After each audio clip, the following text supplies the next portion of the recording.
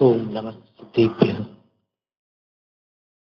नमो अरिहन्ताणं नमो सिद्धाणं नमो आर्याणं नमो वज्रायाणं नमो लोय साहूणम् ईसु पंचनमो यारो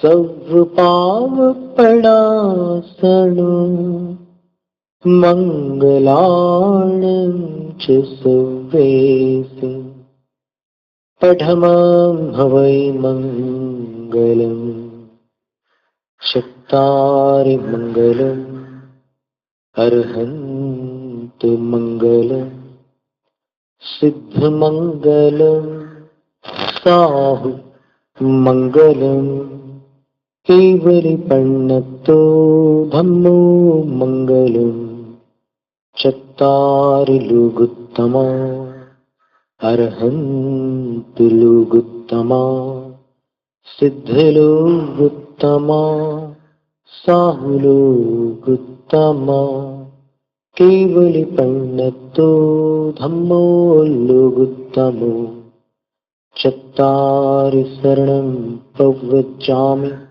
अर्हन्तु शरणं प्रव्रजामि सिद्ध शरणं प्रव्रजामि साहु शरणं प्रव्रजामि केवलिपन्नतो धम्मो शरणं प्रव्रजामि।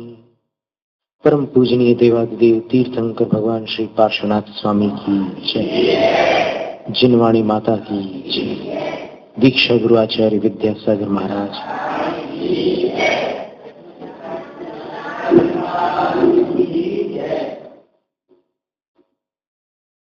सबने सुना है कि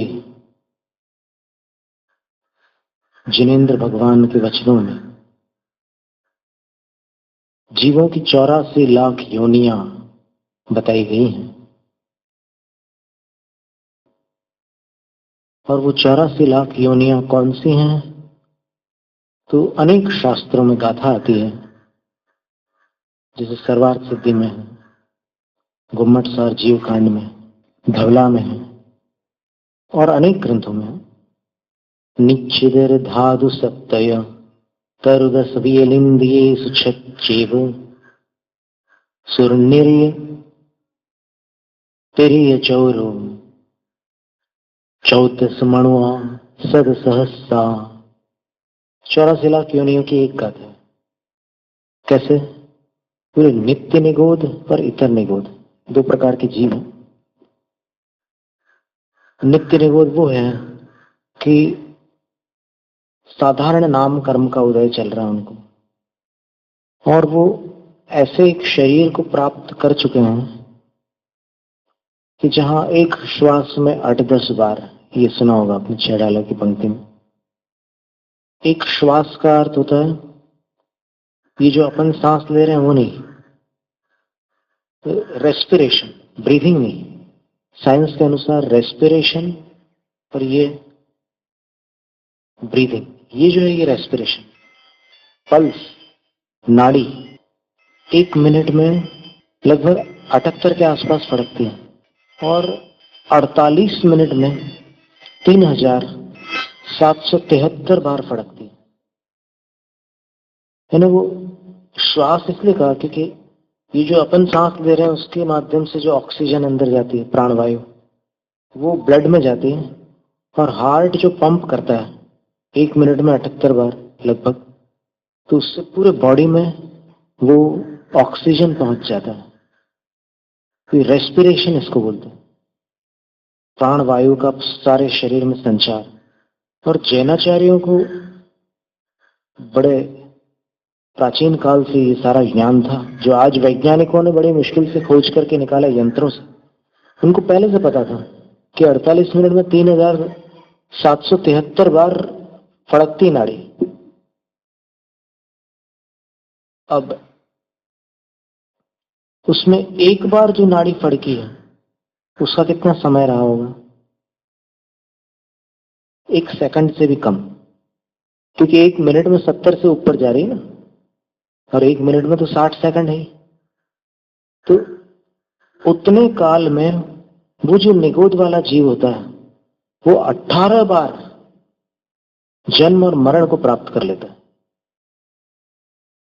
नित्य निगोद के जीव वो जीव हैं जो अनादिकाल से निगोद में है और अनंत काल तक निगोद से बाहर नहीं निकल पाएंगे।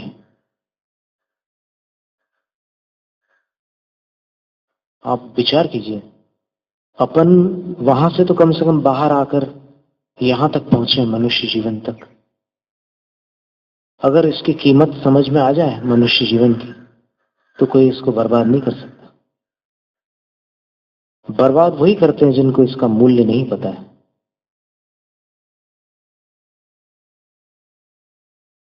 वो जो किस्सा सुनाते हैं लोग कि रात को कोई शराबी समुद्र के किनारे चला गया, कोई धन संपन्न तो था नहीं, ऐसे देसी पी करके पहुंच गया और वहीं पड़ा रहा रेत में।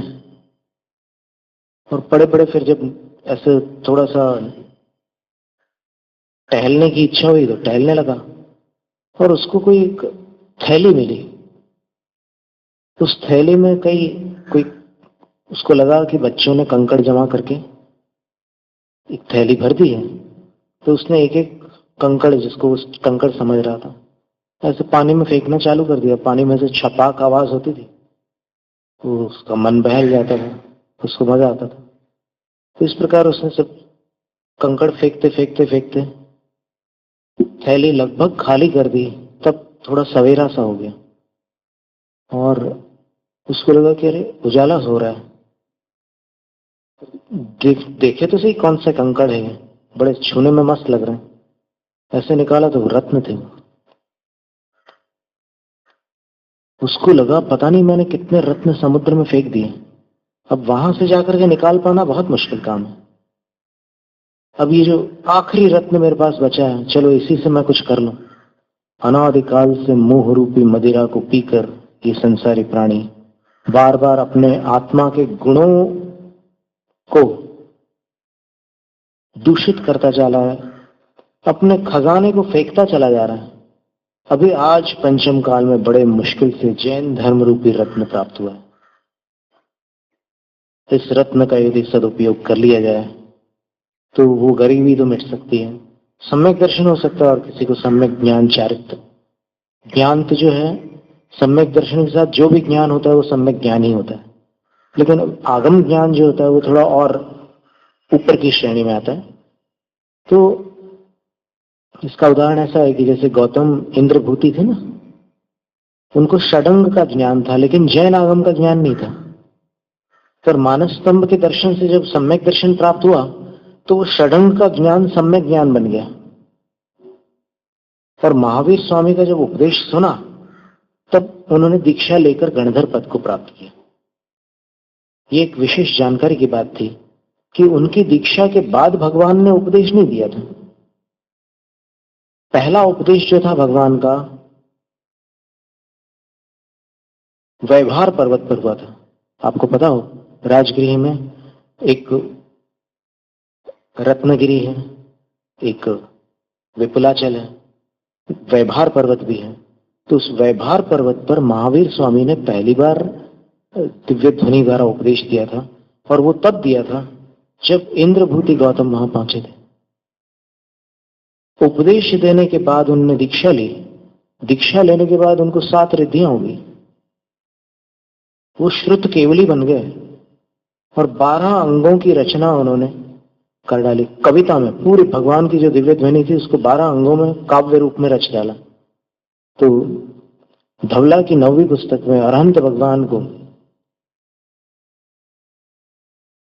अर्थकर्ता कहा है, अर्थकर्ता, क्योंकि उनकी वाणी जो होती है उसमें अर्थ भरा होता है। और गणधर देव को ग्रंथ करता कहा है। यद्यपि मंगलाचरण में आजकल लोग ऐसा पढ़ते हैं, अस्य मूल ग्रंथ करता है श्री सर्वज्ञ देवास, तदुत्तर ग्रंथ करता है श्री गणधर देवास, फिर प्रतिगणधर देवाह, तेषां वचोनुसारमासाद्य श्रीमदाचार्य महास्वामी विरचितम तत्वार्थ सूत्रमिदं शास्त्रम श्रोतारः सावधानतया शृण्वन्तु, ये सब बोलते हैं वो, लेकिन अरहंत भगवान को वहां पर अर्थ करता कहा है। उनकी वाणी में अनंत अर्थ भरा होता है जो और किसी वाणी में नहीं होता। और गणधर महाराज जो अपनी रिद्धियों के प्रभाव से उसकी 12 अंगों में रचना करते हैं, वो सामान्य ज्ञानी नहीं होते। बीज बुद्धि, कोष्ठ बुद्धि, पदानुसारी और संभिन्न श्रोत्री, इन रिद्धियों के धारी होते हैं। तो इतने बड़े विद्वान गणधर देव उसको 12 अंगों में विभाजित करते हैं। आचार्य नेमिचंद्र सिद्धांत चक्रवर्ती ने लिखा है गुम्मटसार ग्रंथ में, पण्णवणिज्या भावा अनंत भागोदु अनभिलप्पाणम पण्णवणिज्याणम पुनः अनंत भागो सुगणिबद्धो। जिनेन्द्र भगवान ने जो जाना उसका अनंतवा हिस्सा उनकी वाणी में है। इससे आप अनुमान लगाइए कि कितना जाना होगा उन्होंने। और जितना उनकी वाणी में आया उसका अनंतवा हिस्सा 12 अंगों में आया। और जितना 12 अंगों में आया उसका संख्यातवा भाग और बहुत छोटा सा अंश आज अपने को मिला है। पूरी थैली तो खाली हो चुकी है, एक रत्न मिल गया है। इसको गंवाना बहुत बड़ा घाटा है। एक रत्न बचा, आगम, जो आज उपलब्ध है। तो उसमें ये बताया कि ऐसे अनंत जीव हैं जो कभी निगोद से बाहर नहीं आए।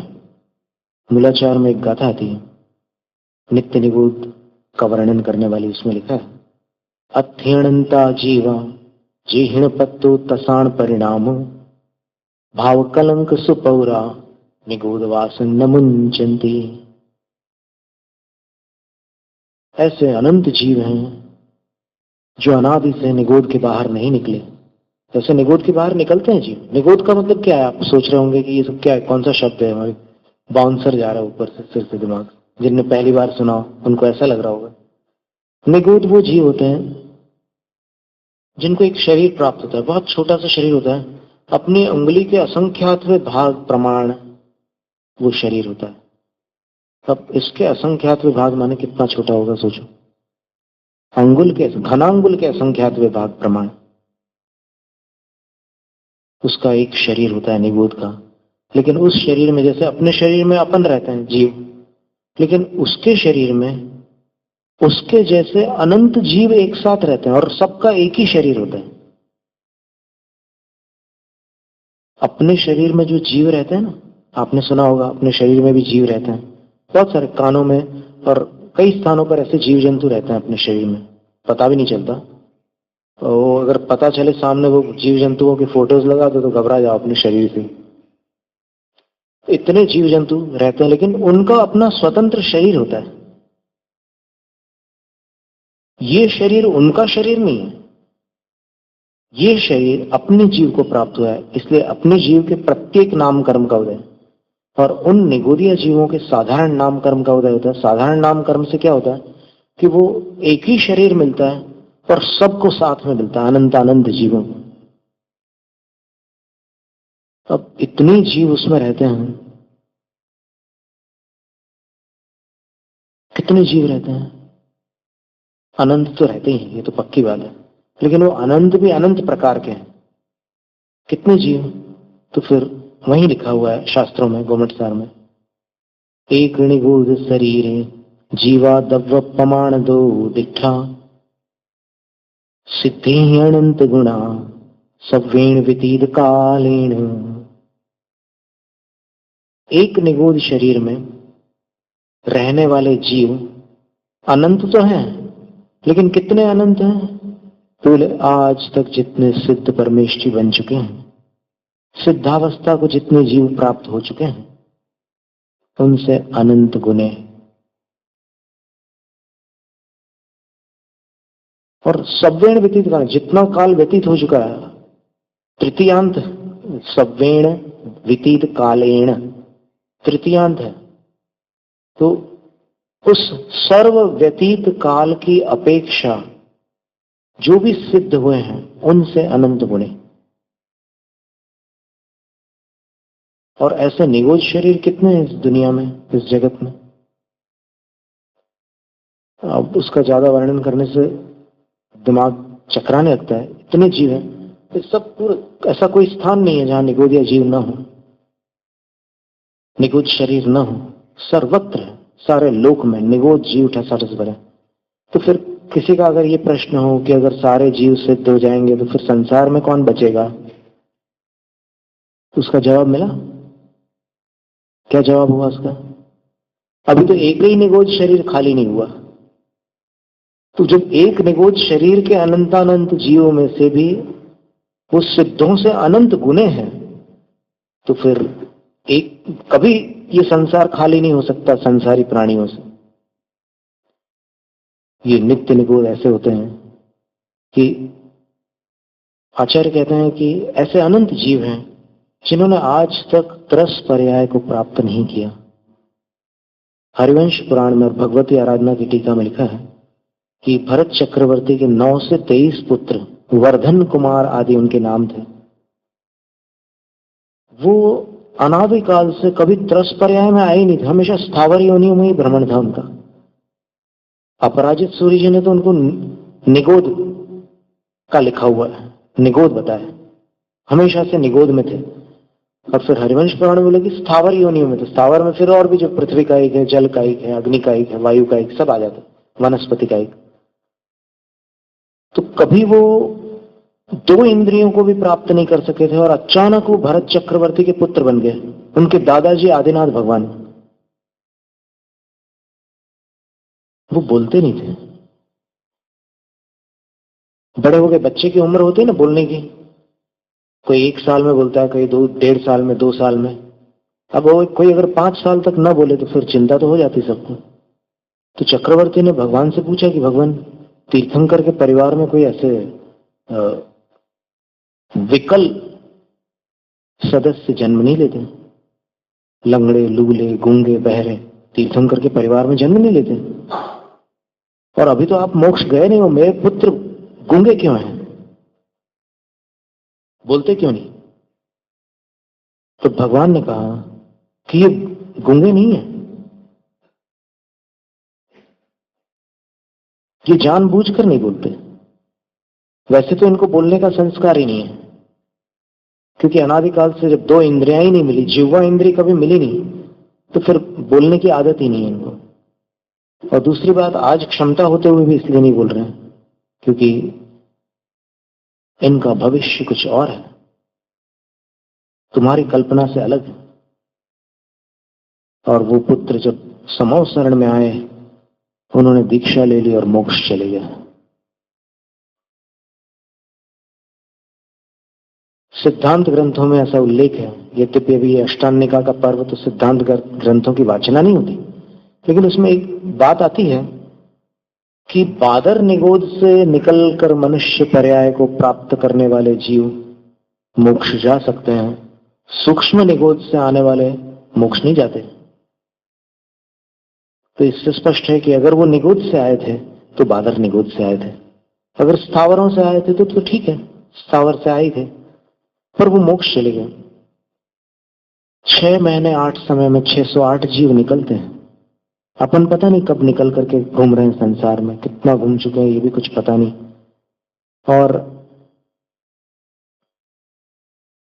घूम फिर करके 2000 सागर का समय मिलता है त्रस पर्याय का अपने को। 2 इंद्रिय, 3 इंद्रिय, 4 इंद्रिय, 5 इंद्रिय, ये 2000 सागर तक प्राप्त होती है। और जैसे ही वो अवधि पूर्ण होती है तो वापस स्थावर में चला जाता है जीव। फिर स्थावर में जाने के बाद अगर मान लो कोई जीव मिथ्यात्व के साथ निगोद में चला जाता है और जिसने एक भी बार सम्यक दर्शन प्राप्त नहीं किया, तो फिर वो 2.5 पुद्गल परिवर्तन काल तक निगोद में रहता है अधिकतम। 2.5 पुद्गल परिवर्तन बहुत बड़ा काल है। पुद्गल परिवर्तन का उदाहरण पंडित पन्नालाल साहित्याचार्य देते थे कि एक पेड़ है, आग लग गई, जल गया, उसके परमाणु स्कंद वातावरण में बिखर गए, कुछ राख बन गए, कुछ धुएं के रूप में उड़ गए। अब उन्हीं परमाणुओं से वापस वैसा ही पेड़ उसी स्थान पर खड़ा हो जाए, लगता है कि असंभव है, लेकिन नहीं। असंख्यात उत्सर्पिणी अवसर्पिणी काल में ऐसा संभव है कि वे परमाणु स्थान से स्थानांतरित होकर, रूप से रूपांतरित होकर, अंत में वापस, कई बार बीच में वो दूसरे दूसरे पेड़ बन जाएंगे और भी क्या क्या बन जाएंगे, लेकिन आखिरी में फिर वो वापस वैसे पीपल के पेड़ जैसे खड़े हो जाएंगे। इतने लंबे काल को एक पुद्गल परिवर्तन कहते हैं। और एक बार किसी जीव को सम्यक दर्शन प्राप्त हो जाता है तो वो अगर छूट जाए, वो वापस मिथ्या दृष्टि बन जाए, तो भी वो इससे आधे काल तक ही संसार में भटक सकता है।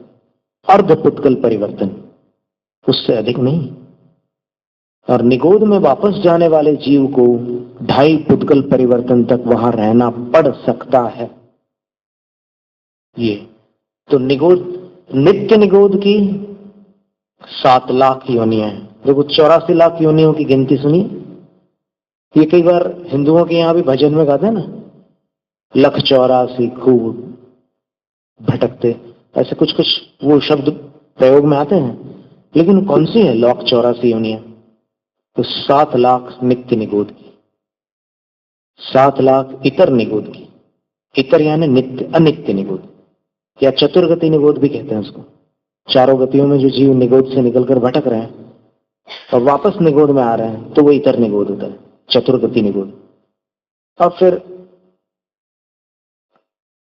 अगर मोक्ष चले जाए, चारों गतियों में गए बिना, एक मनुष्य गति मिली और उसी से मोक्ष चले जाए वर्धन कुमार आदि के समान, तो बड़े पुरुषार्थ वाले हैं और बड़े भाग्यशाली जीव हैं। बाकी मिथ्यात्व अगर बना रहा तो फिर 4 गतियों में भटक नहीं होता है।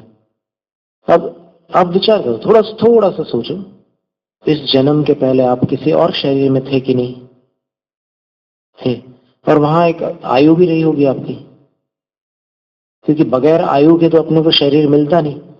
उतनी आयु तक आप उस शरीर में रहे। आज याद नहीं रहा, आज क्या है कि अपन भूल गए कि कहाँ थे, फिर कैसे थे, वहां अपने माता पिता कौन थे, आज वो माता पिता कहाँ पर है, आज इस परिवार में पुराने परिवार के कौन से सदस्य हैं। जैसे धन्य कुमार के परिवार में पुराने परिवार के सदस्य थे पूरे के पूरे, याद है?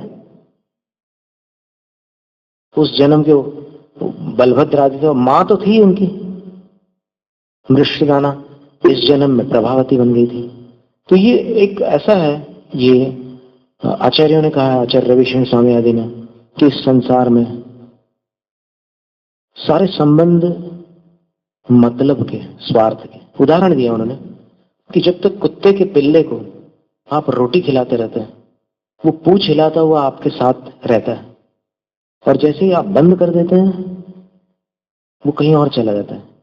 इसी प्रकार संसारी प्राणी यहां पर इस जगत में जब तक स्वार्थ सधता है तब तक साथ देते हैं, और जहां स्वार्थ नहीं सधता तो माँ बाप को घर से बाहर हकाल देते हैं। ये संसार है। आप कल्पना करो, मां को घर से निकाल देना कोई मामूली बात है? आज ठीक है, उम्र ढल गई, थोड़ी सी प्रकृति में फर्क आ गया, लेकिन उससे क्या मतलब है? मां ने तो बचपन से क्या क्या सहन किया है, फिर भी निकाल देते हैं। इसका नाम संसार है। इसलिए इसमें संसार में दौलत राम जी ने कहा है, भव रंभ थंभ सम जान के मत की जो जी यारी। इस संसार को केले के तने के समान समझकर, केले के तने में अंदर कोई ठोस भाग नहीं होता, एक परत निकलती है, दूसरी दिखती है, फिर उसको निकालो, अंदर कुछ निकलता नहीं। वैसे ही इस जगत में, इस संसार में कोई सार नहीं है, इसलिए इससे प्रेम मत करना। ये जन्म जो मिला है मनुष्य का, इसमें तुम्हारे पास एक रत्न तो आया है हाथ में, बाकी तो सब तुमने गंवा दिया। अब इस रत्न का सदुपयोग कर लो।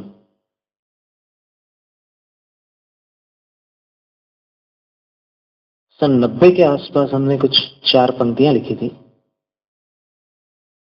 आशा पल पल बढ़ती जावे, आयु घटती जावे, आशा पल पल बढ़ती जावे, सांसें घटती जावे।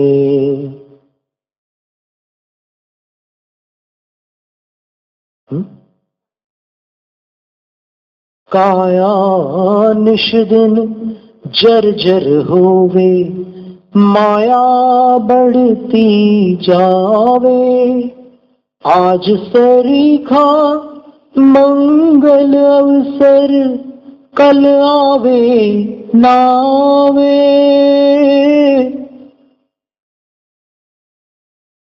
किधर जिंदगी के किस डग पर क्या घटना घट जावे, क्या घटना घट जावे।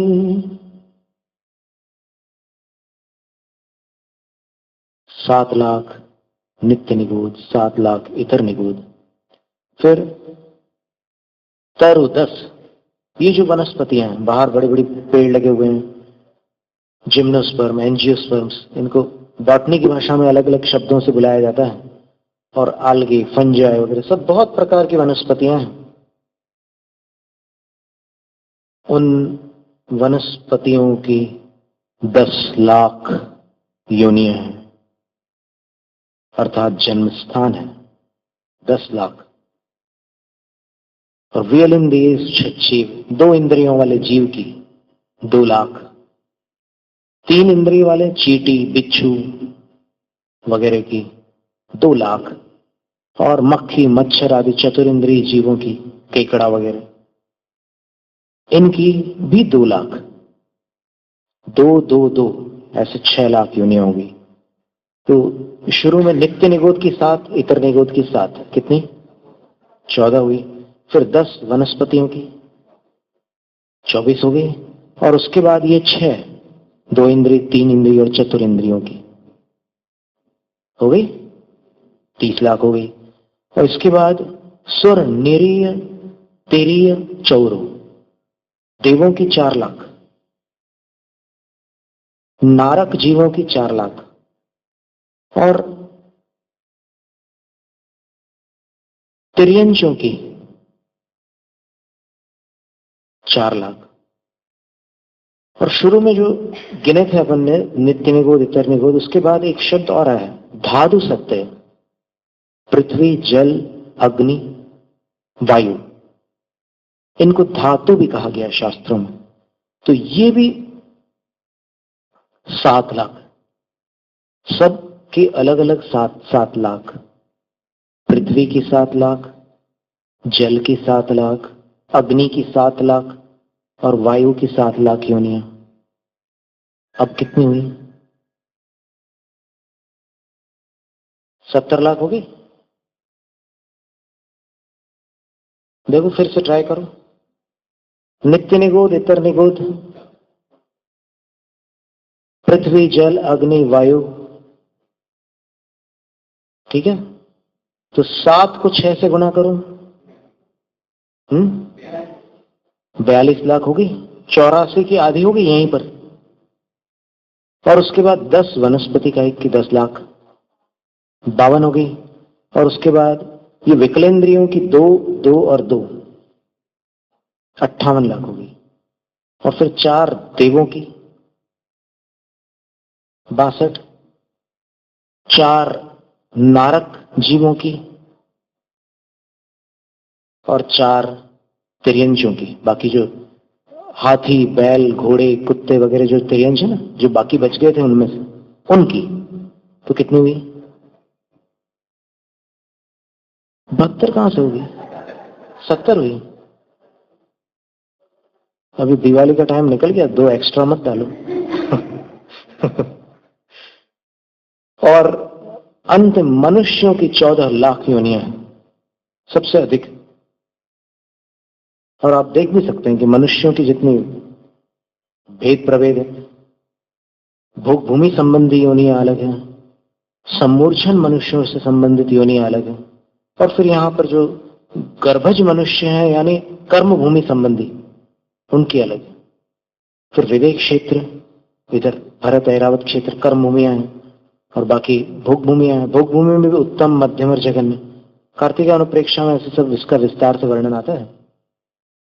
तो इन 84 लाख योनियों में जीव ने अनादिकाल से भ्रमण किया है। जो निगोद से निकल चुके हैं उनने, और जो आज तक निगोद से निकले ही नहीं, 6 महीने 8 समय में निकलते जा रहे हैं। अभी जो निकले हैं अभी, तो वो तो अभी ज्यादा भटके नहीं है, तो उसमें निगोद में ही हमेशा से रहे। तो ऐसे संसार में ये एक समझने की बात है।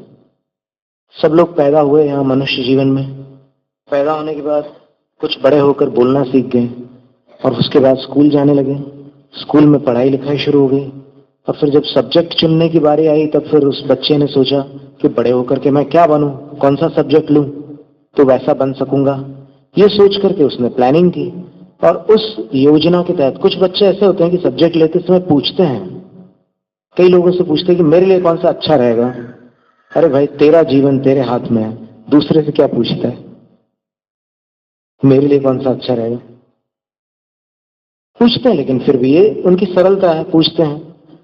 पर ये सब उसने किया, और उसके बाद जीवन यापन करने लगा, पैरों पर खड़ा हो गया, कमाई होने लग गई। और उसके बाद फिर गृहस्थ जीवन भी शुरू कर लेते हैं बहुत से लोग, और गृहस्थ जीवन शुरू करके फिर जिम्मेदारियां आ जाती सिर पर, फिर संतानोत्पत्ति आदि होती है, और परिवार बढ़ जाता है। और उसके बाद फिर दिन रात वो एक क्रम चालू हो जाता है लाइफ में, और दिन कटते चले जाते हैं, हफ्ते कट जाते हैं, महीने कट जाते हैं, वर्ष कट जाते हैं, जीवन कट जाता है। और ये भूल जाता है कि मैं क्यों आया था, मुझे क्या करना था। और मरण जब सामने होता है, तब याद आते हैं कुछ गुरुओं के वचन कि अरे, ये मनुष्य पर्याय में बहुत बड़ा काम हो सकता था। तो वो हाथ जोड़ता है, गिड़गिड़ाता है, पैर पड़ता है मृत्यु के कि छोड़ दो, थोड़ा सा, थोड़ा समय दे दो, राजा मधु के समान मैं आत्म कल्याण कर लूं। बोले कि वो चौथा काल था, और राजा मधु युद्ध के मैदान में शत्रुघ्न से हार कर हाथी पर बैठे बैठे जब उसको लगा कि मृत्यु आ गई, इतने घायल शरीर में मैं अधिक समय तक नहीं रह सकूंगा, तब फिर शत्रुघ्न से कहता है, रुक जाओ, अपने अस्त्र शस्त्र फेंक कर, वस्त्र आभूषण फेंक कर, केशलोंज करके हाथी पर मुनि दीक्षा धारण करके सल्लेखनाथ प्राप्त कर लेते हैं और देवलोक को प्राप्त करते हैं। मृत्यु कहती है कि ऐसे जीव अब चतुर्थ काल में दुर्लभ है। तुम मुझे क्या आश्वासन दे रहे हो कि तुम थोड़ा समय दे दो तो आत्म कल्याण कर लूंगा। जीवन भर तुमने कुछ नहीं किया, हाय पैसा, हाय धन, नाम, बड़ाई और दुनिया भर के प्रपंचों में फंसे रहे। तब तुम्हें याद नहीं आया कि मौत आने वाली है एक दिन। कितनों को तुम स्मशान पहुंचा कर आ गए।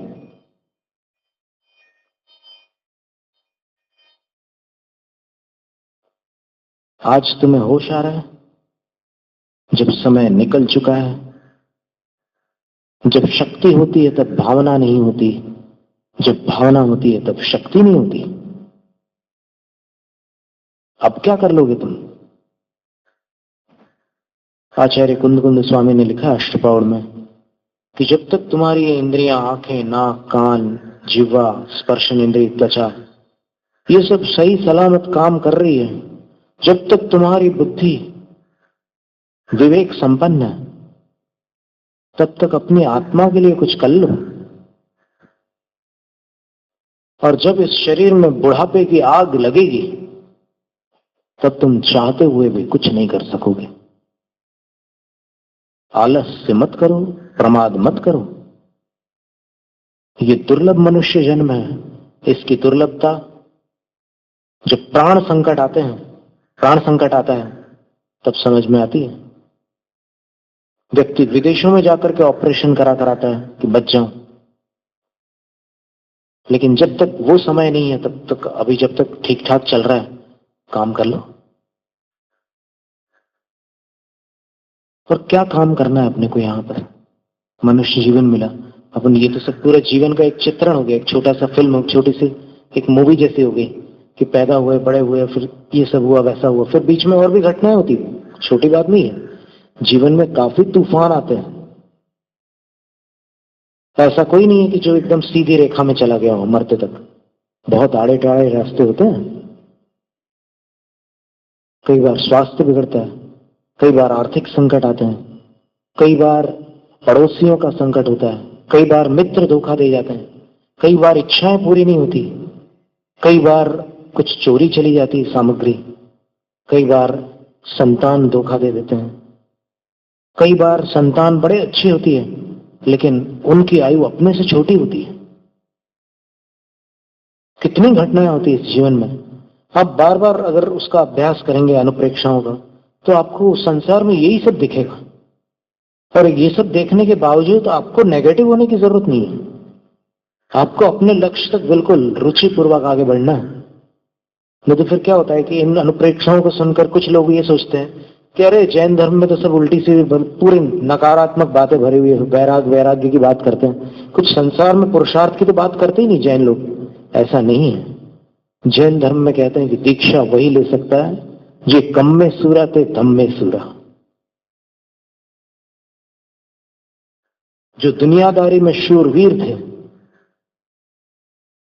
वो मोक्ष जाने में भी वही शूरवीर होते हैं। जो वहां कायर हैं उनका यहां कोई काम नहीं है। वो तो घबरा जाएगा, पैर लड़खड़ा जाएंगे। और अगर कोई अच्छे गुरु मिल गए, उनकी कृपा हो गई, तो फिर ऐसा भी संभव है कि वहां बिल्कुल उल्टे थे और यहां आकर एकदम सुलट जाए। ये भी एक भंग हो सकता है, ये भी एक विकल्प होता है। तो इस तरह यहां पर जब अपन संसार में भटक रहे हैं और ये 84 लाख योनियां अपने को हमेशा से प्राप्त हो रही है, तो फिर इनमें अपन विचार करके देखें कि आज इस जीवन में मैं क्या करूं जो मैंने कभी नहीं किया हो। पूछो अपने अंतरात्मा से, इसका जवाब ढूंढो। क्या करूं, मैंने क्या नहीं किया आज तक, ऐसी क्या चीज है जो मैंने ना की हो। अच्छे से अच्छा भोजन मैंने किया है कि नहीं अनादिकाल से। इस जन्म से पहले मैंने अच्छे से अच्छा भोजन किया कि नहीं किया। बुरे से बुरे व्यसन किए कि नहीं मैंने, अवश्य किए। मैंने क्या नहीं किया, मैंने सेवाएं भी की है बहुत लोगों की, मैंने दूसरों को असहनीय वेदनाएं भी दी है, बहुतों को मैंने पीड़ा पहुंचाई, इस जन्म में भी पहुंचाई है। क्या बाकी रह गया, केवल एक काम बाकी बचा है। बस मैंने अपने परम पिता को अकेले मोक्ष जाने दिया। उन्होंने मुझे कहा था कई बार, कई केवलियों ने मुझसे कहा था केवल ज्ञान प्राप्त करने से पहले कि आजा हमारे साथ, वहां क्यों फंस रहा है, वहां कुछ नहीं मिलने वाला। देख हम लोग भुक्त भोगी हैं, हम छोड़ते क्या अगर वहां कुछ मिलता तो अपन ने क्या जवाब दिया उनको कि आप थोड़ा निकलिए तो सही, मैं आ ही रहा हूं, आ ही रहा हूं, आ ही रहा हूं, आ ही रहा हूं, आ ही रहा हूं, अभी भी आ ही रहा हूं।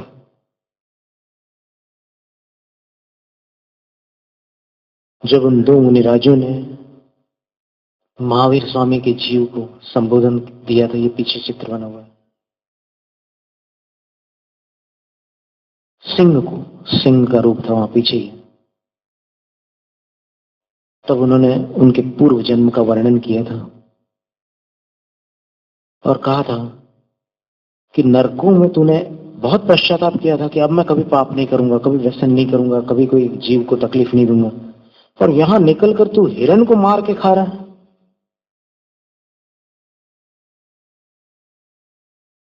और फिर जब उसका पूरा पूर्व भावों का वर्णन किया मुनिराजों ने और उसने सुना, तो फिर उसकी आंखों से आंसू निकलने लगे। आचार्य गुणभद्र स्वामी ने लिखा था उत्तर पुराण में, अभी भी उपलब्ध है, कि वो आंसू अंदर जो मिथ्यात्व बैठा था वो पिघलकर आंसू के रूप में बाहर आ गया था और उस सिंह को सम्यक दर्शन प्राप्त हो गया। बहुत बड़ी बात हुई। और फिर उसने 10 जन्मों में तरक्की ही तरक्की की, एक बार चक्रवर्ती पद भी प्राप्त कर लिया। प्रिय मित्र नाम था उनका। और अंतिम पर्याय कौन सी थी आप सब जानते ही हैं। अभी दिवाली के दिन लाडू चढ़ाया था आपने, महावीर भगवान बने। पंडित सुमेर चंद दिवाकर जी ने हमें एक पत्र लिखा था 92 में।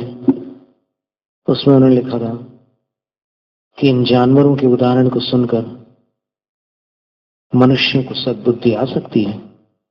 और उसमें एक दोहा लिखा था उन्होंने, सुलझे पशु उपदेश सुन, सुलझे क्यों न पुमान, ना हरते भय वीर जिन,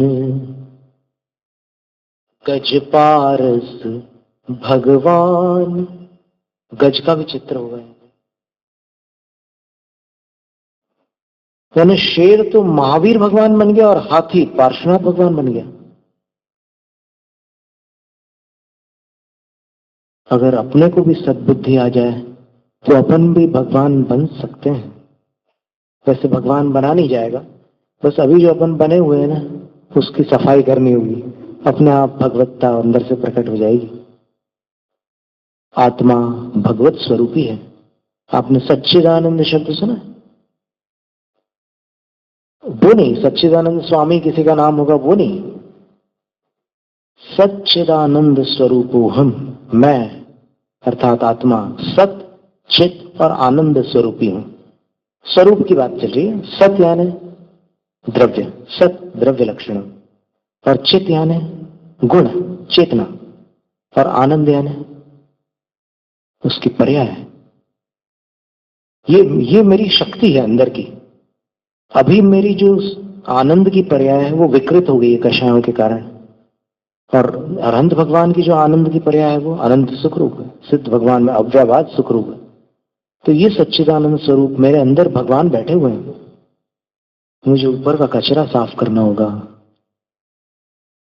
और जिस दिन ये कचरा पूरा साफ होगा तो फिर मैं दूर नहीं हूं भगवान से, मैं स्वयं भगवत स्वरूप हूं। इतना समझकर फिर वो जो पुरुषार्थ होता है इस जीवन में, इतना समझ सकते हैं कि संसार में सार नहीं है। मुझे अपने कर्तव्य को तो पूर्ण करना है, कायरता के रास्ते पर नहीं चलना, लेकिन आसक्ति से बचना है।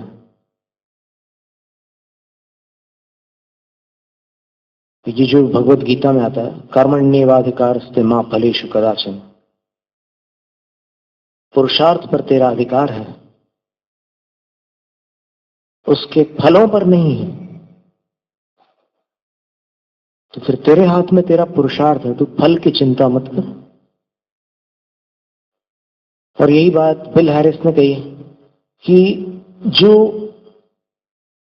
अंदर से जागृत होता है उसके अंदर इच्छा नहीं होती, ऐसा नहीं है। इच्छा होती है कि ऐसा हो जाए वैसा हो जाए, ये कर लूं वो कर लूं, लेकिन यदि जीवन की धारा उसकी इच्छा के अनुसार नहीं होती तो वो विचार करता है कि मैंने इच्छा की थी लेकिन वैसा नहीं हुआ, तो मुझे सिर पटकने की कोई आवश्यकता नहीं है, मुझे आंसू बहाने की कोई आवश्यकता नहीं है, मुझे दिल दुखाने की कोई आवश्यकता नहीं है, मुझे गजल लिखने की कोई आवश्यकता नहीं है। ये विश्व का प्रवाह केवल ज्ञानी भगवान के ज्ञान में है। वैसा ही चल रहा है सब जो कुछ है। उसमें अगर मेरी इच्छा के अनुरूप कोई घटना नहीं होती तो मुझे ठेस नहीं लगाना है अपने अंदर। संभावनाएं असीम है। कल क्या क्या हो सकता है बताइए। परसों क्या क्या हो सकता है? अभी जैसे हमने ज्योतिष से पूछा कि कौन से दिन अच्छे हैं गमन के लिए, तो अभी दो तारीखें हैं हमारे पास। अभी कुछ ही दिनों के अंदर 2 तारीखें हैं। अब क्या हो सकता है ये अपने ज्ञान में नहीं है। ये तो जो त्रिकाल को जानने वाले हैं वो जानते हैं कि क्या हो सकता है। तो फिर अगर उन 2 तारीखों में किसी एक तारीख पर प्रस्थान होता है तो ठीक है, उस तारीख पर हो जाए, और दूसरी पर होता है तो ठीक है, उस तारीख पर हो जाए। तो इसमें अपन क्यों अपने ऊपर इतना भार लेकर के टेंशन बनाए और फिर आकुल व्याकुल हो। बस ये तो एक उदाहरण था। सबके जीवन की यही स्थिति है। इच्छाएं तो है कि ऐसा हो, कुछ अच्छी इच्छाएं भी होती, भली इच्छाएं भी होती, भावनाएं होती है, ठीक है, उसमें कोई आपत्ति नहीं है। लेकिन मान लो वैसा न हो तो फिर टूटना नहीं है, और न टूटना ही जीवन की कला है।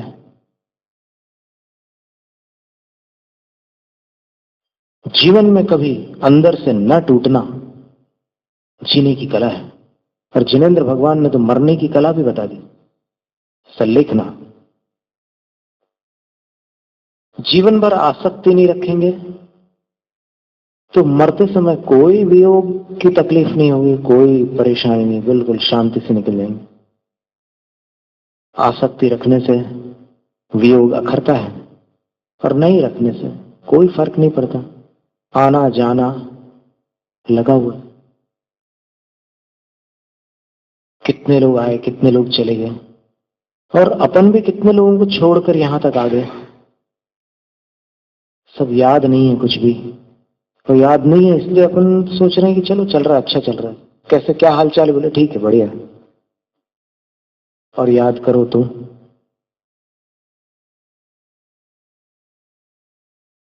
जिस प्रकार अपन यहां पर रोते हैं किसी की मृत्यु पर, उसी प्रकार अपन वहां से जब मरे होंगे उस जन्म में, तो वहां भी कोई रोया होगा। अरोदनो प्रजा नाम, हो अरोदन प्रजा नाम। नीति वाक्यामृत में एक सूत्र आता है कि जिसकी मौत पर कोई नहीं रोता वो जनता का कर्जदार है। क्यों है बता सकता है कोई?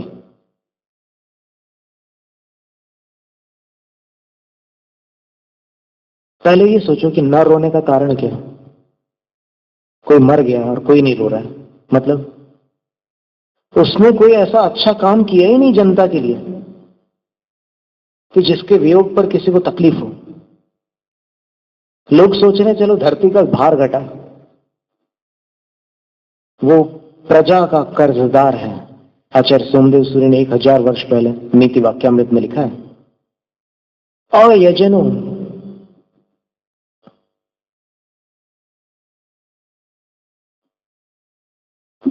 देवानाम अस्वाध्यायो ब्रह्मण।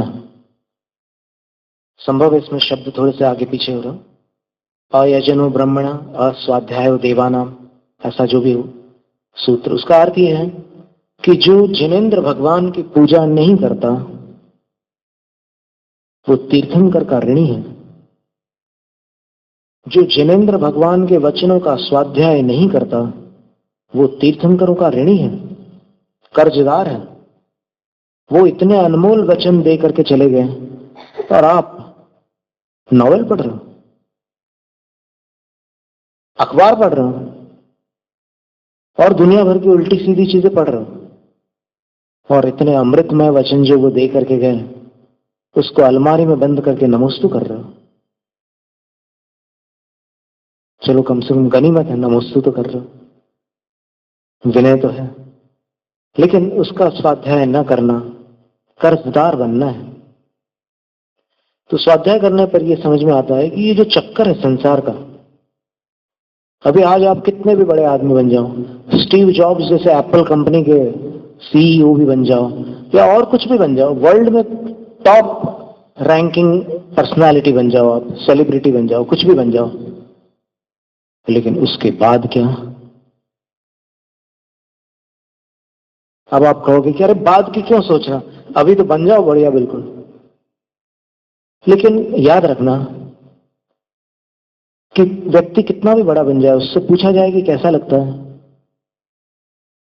तो वो एक ही जवाब देता है कि कोई खास नहीं लगता बोले।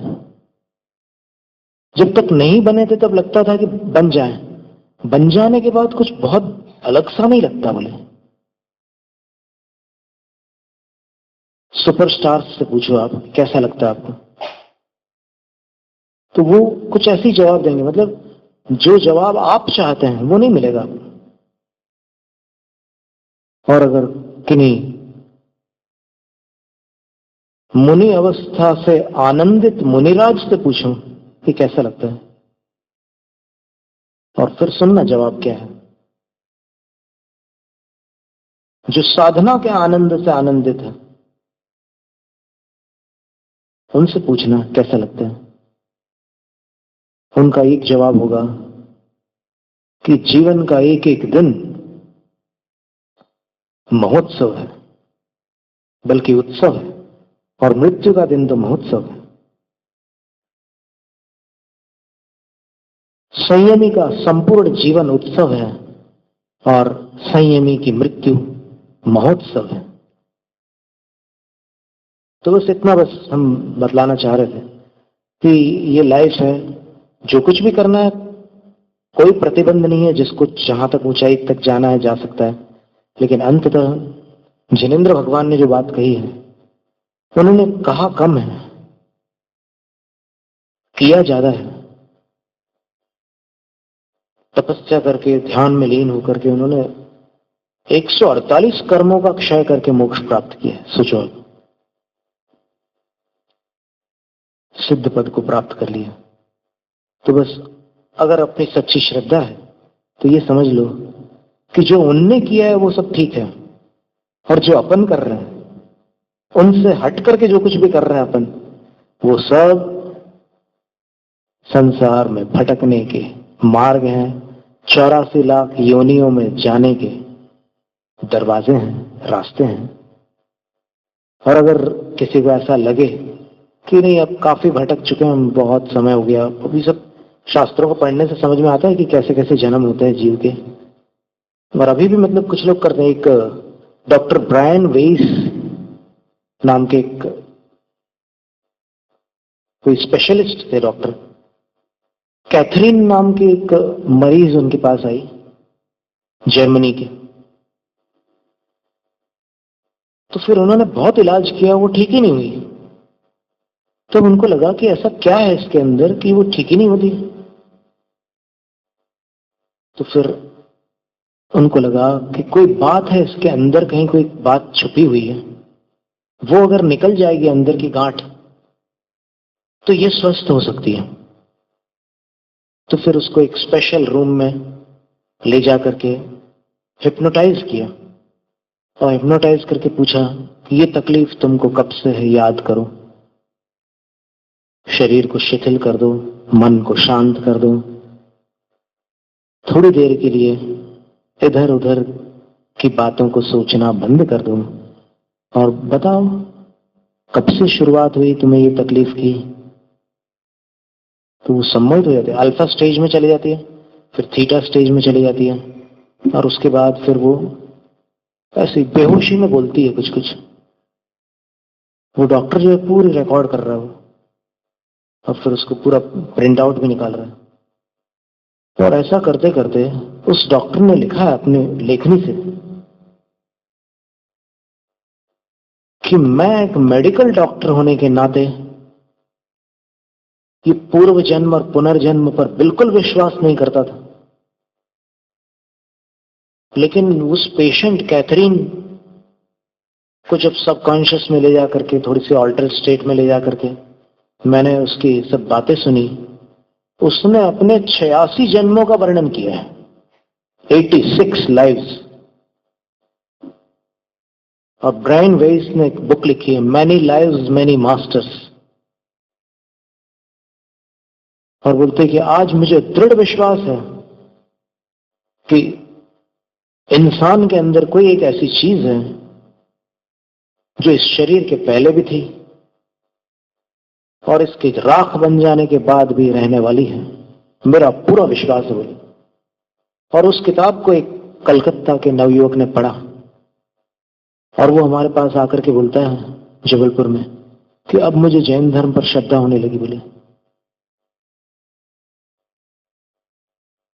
जब उस डॉक्टर की किताब को पढ़ा तब मुझे लगा कि जैन धर्म सच कहता है कि जीवन आदि से संसार में भटक रहा है। अरे भाई, पहले ही मान लो ना, भगवान को अगर पहचान लोगे तो फिर कभी उनकी बात पर शक नहीं होगा।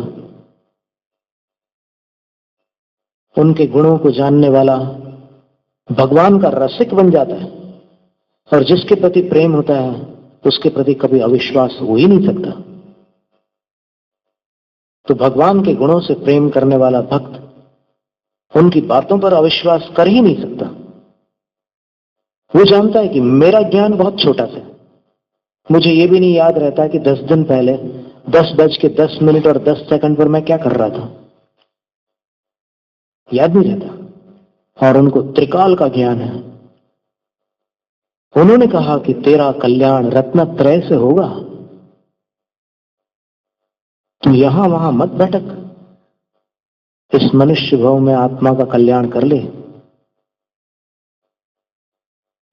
तो उनकी बात मेरे लिए प्रामाणिक है, और मैं ये निश्चय करता हूं कि मरने से पहले मैं अवश्य आत्म कल्याण का पुरुषार्थ करूंगा। ठीक है, आज मैं किसी कारण से हो सकता है कुछ ऐसी जिम्मेदारियों में अटक गया हूं, लेकिन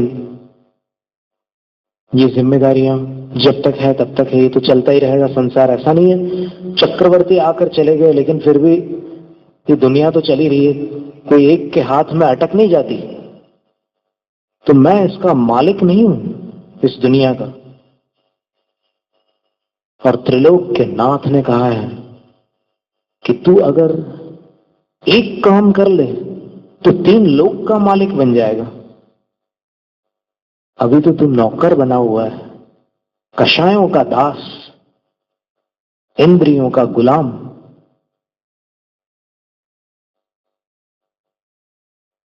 इतनी बात समझ ले, तेरा उद्धार हो जाएगा। एक उदय सुंदर वृत्तांत आता पद्म पुराण में कि बिल्कुल नई नई शादी की स्थिति चल रही थी, और फिर वो अपनी जो उसके भाई के साथ में ऐसे ही घूम रहे थे, एक मुनि महाराज दिखे रास्ते में, तो फिर ऐसे देखने लगे वो, और अंदर ही अंदर विचार किया कि मैं संसार में फंस रहा हूं, ये संसार से पार हो रहे हैं।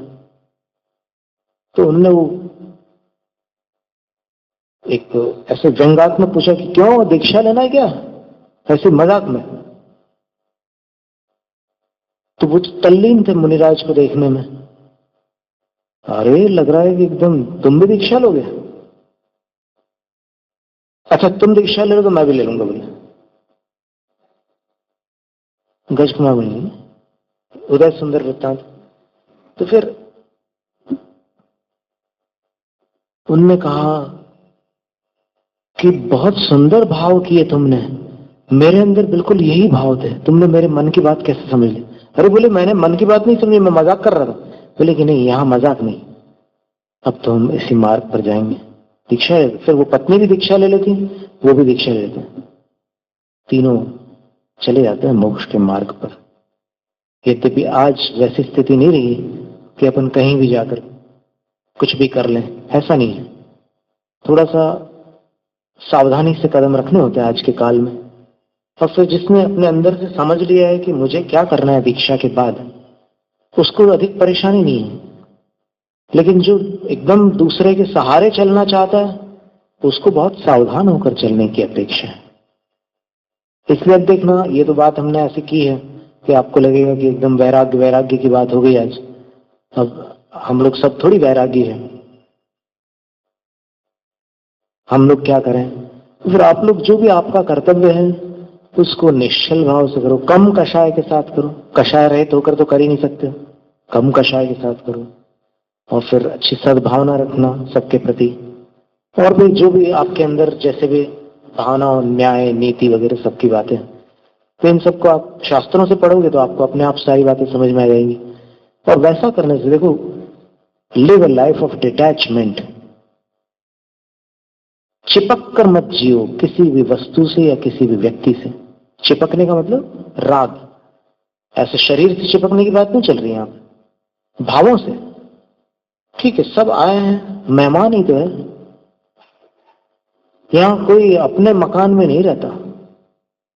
अरे जब ये शरीर ही खुद धर्मशाला है, किराए का घर है, भाड़े का घर है, तो फिर और किसकी बात करोगे आप?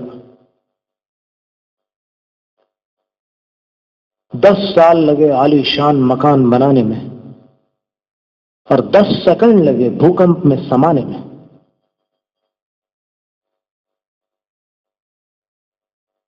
दस साल में सब बनकर तैयार हुआ, 10 सेकंड में पूरा भूकंप में नष्ट हो गया, जमीन के अंदर समा गया। ये जगत है, घबराने की बात नहीं है जब तक देवशास्त्र गुरु का सहारा है।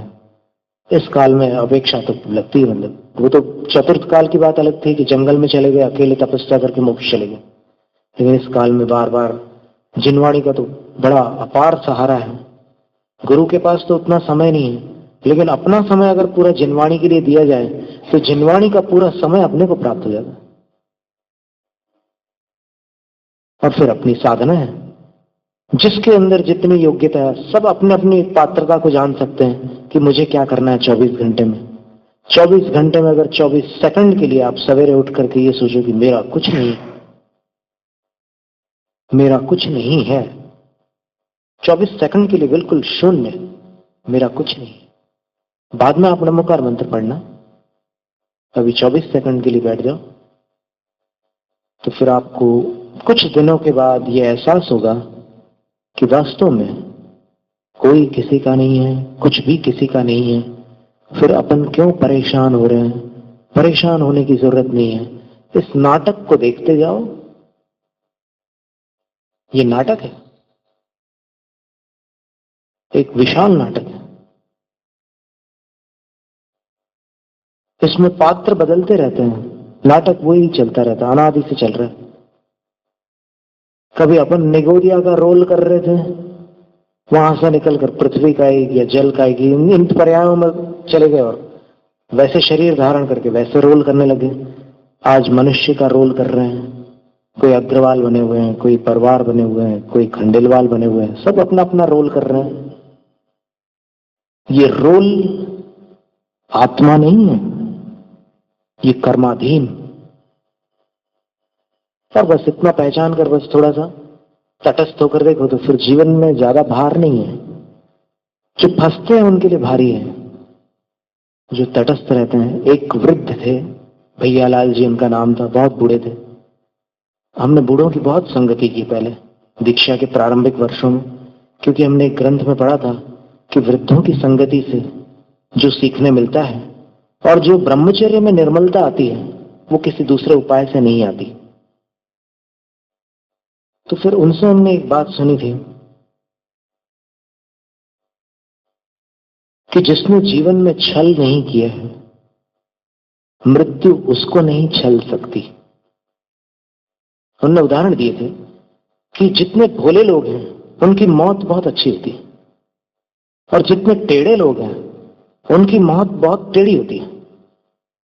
तो इस बात पर हमने विचार किया और फिर कई स्थानों पर ऐसा देखा, तो फिर बात तो सच थी। कई बातें ऐसी होती है जो कहीं लिखी नहीं होती, लेकिन अनुभव से पुराने लोगों के पास प्राप्त हो जाती है।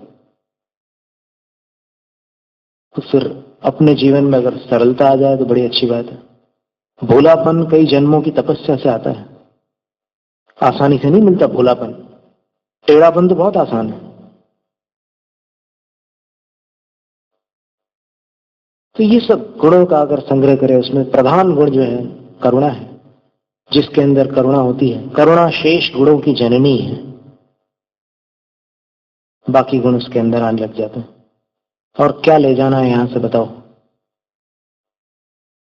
आप सीधे रास्ते से जमा करो या टेढ़े रास्ते से, क्या ले जाओगे? अपने पुण्य और पाप के सिवाय कुछ नहीं। और अभी आश्रवाधिकार बीच बीच में पढ़ते रहना, तत्वार्थ सूत्र का 6वां अध्याय, तो अपन को ख्याल में रहेगा कि अरे ऐसा भाव मैं करूंगा तो फिर वो वाला कर्म बंधेगा, और ऐसा करूंगा तो ये वाला बंधेगा। अब देख लो, जमते रुचि तम ही कुछ जाहो, रहनसार में लिखा है तुम्हें जो पसंद हो करते रहो। जिनवाणी कहती है कि हम जबरदस्ती कान पकड़ के किसी को मोक्ष नहीं ले जा सकते।